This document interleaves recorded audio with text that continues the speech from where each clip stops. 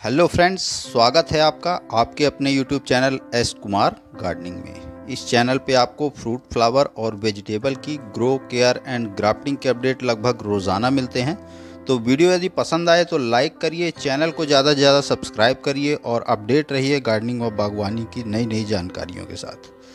तो आज का जो टॉपिक है वो दहलिया के विषय में होना चाहता है कि यदि आपको आपके दहलिया से अभी लंबे समय तक फ्लावरिंग चाहिए तो उसके लिए कुछ थोड़ी थोड़ी सी सावधानियां यदि बरतेंगे तो आपका पौधा लंबे समय तक फ्लावरिंग करता रहेगा। तो आज हम दहलिया की छोटी सी कुछ जानकारी आपके साथ शेयर करेंगे जिससे आपका दहलिया का पौधा लगातार फ्लावरिंग प्रोड्यूस करता रहेगा। कुछ खाद वगैरह भी बताऊंगा मैं इसके बारे में, मगर पहले एक खास केयर टिप्स के बारे में बात कर लेते हैं कि क्या आप ध्यान रखें इस पौधे का कि आपका पौधा लगातार फ्लावर प्रोड्यूस करता रहे। तो देखिए, आपके दहलिया के पौधे में जब फ्लावर जो है वो सूख के मुरझाने लगे, देखिए इस स्टेज पे जब आपका पौधे से फ्लावर सूख जाए तो उस स्टेज पे आपको इसको पौधे से लगा नहीं रहने देना है, इसे अपने प्लांट से काट के अलग कर देना है। जी हाँ, प्लांट से काट के अलग करने का एक प्रमुख रीज़न यह है कि यदि आपके पौधे पर लगा रहता है यह सूखी बड्स, तो इसमें सीड्स डेवलप होने लगते हैं और पौधा अपनी एनर्जी को सीड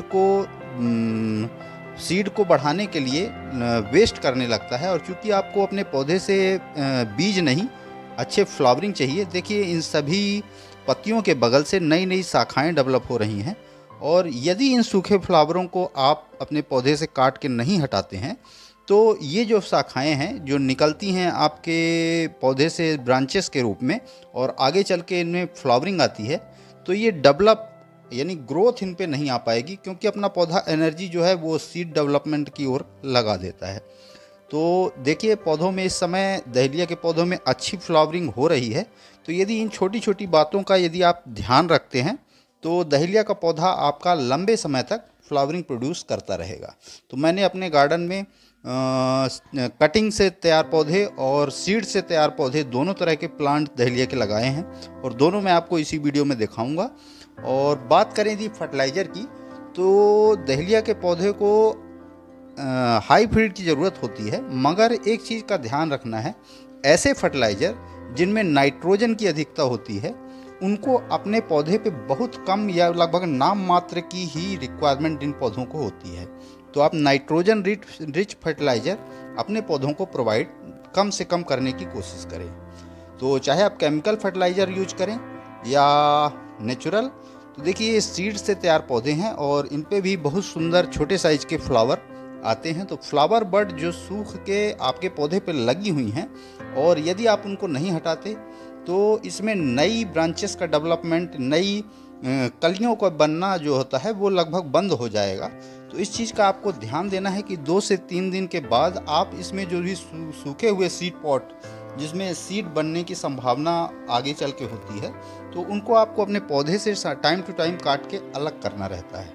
और जब आप इन पौधों के सीड पॉट को यानी जो सीड पौधे फूल जो सूख चुके हैं काटते रहते हैं तो पत्तियों के बगल से नई शाखाएं पुनः डेवलप होती हैं और उन शाखाओं से पुनः आपको फ्लावरिंग मिलती है। तो देखिए, जैसे इसमें 3 ये बड्स हैं जो सूख के ख़त्म हो चुकी थी, इनको मैंने काट के अलग कर दिया है। यहाँ से पुनः नई बड्स डेवलप होंगी और फिर आगे चल के हमें इनसे फ्लावरिंग मिलेगी। तो देखिए, इसी तरह की लगभग 4 से 5 कलर मेरे पास सीड के थे। तो देखिए, जो निकल के आए हैं, पहले तो मुझे इनका पता नहीं था। देखिए, ये नई ब्रांचेस हैं जो कि अब इनमें भी इनमें भी नई ग्रोथ स्टार्ट होगी और फिर इनमें फ्लावरिंग होगी। तो ऐसा आपको टाइम टू टाइम यानी 3 से 4 दिन के अंदर अंतराल में करते ही रहना है यदि आपने दहलिया के पौधे लगा रखे हैं या भविष्य में कभी लगाने की सोचें। तो ये चीज़ आपको ध्यान ही रखनी है कि चाहे आपने कटिंग से लगा हुआ पौधा तैयार किया हो या बीज से तैयार किया हो, जब फ्लावर आपका सूख के मुरझा जाए तो उसे आपको पौधे पे लगा नहीं रहने देना है, उसे अपने पौधे से काट के हटा ही देना है।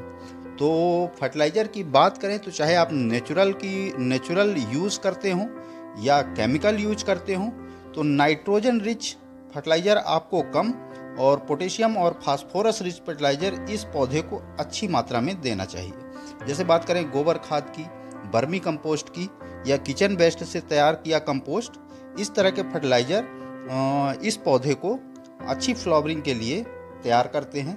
तो देखिए, चूँकि मैं अपने फ्लावरिंग प्लांट पे लगभग केमिकल और नेचुरल दोनों तरह के फर्टिलाइज़र उपयोग करता हूँ और कई सालों के अनुभव से यह चीज़ मैं बता रहा हूँ आपको कि इस पौधे को, दहलिया के पौधे को नाइट्रोजन रिच फर्टिलाइज़र की बहुत कम रिक्वायरमेंट रहती है।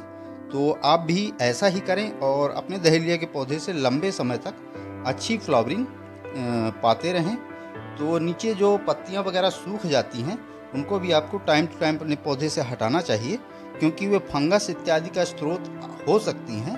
देखिए, ये सूखी पत्तियां हैं, इस तरह की जो पत्तियां हैं उनको आपको अपने पौधे से टाइम टू टाइम काट के अलग कर देना है। वाटरिंग का ध्यान रखना है, क्योंकि गर्मी बढ़ रही है। तो वाटरिंग इसमें रेगुलर नहीं कहेंगे, यानी मिट्टी में नमी बनी रहनी चाहिए, इस तरह का आपको पानी का प्रबंधन करना है।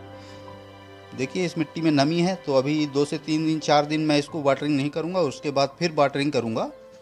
तो आशा करता हूं दहलिया प्लांट के विषय में दी गई यह छोटी सी जानकारी आपको पसंद आई होगी। पसंद आई तो लाइक करिए, कमेंट करिए, अपने गार्डनिंग लविंग दोस्तों के साथ शेयर करिए।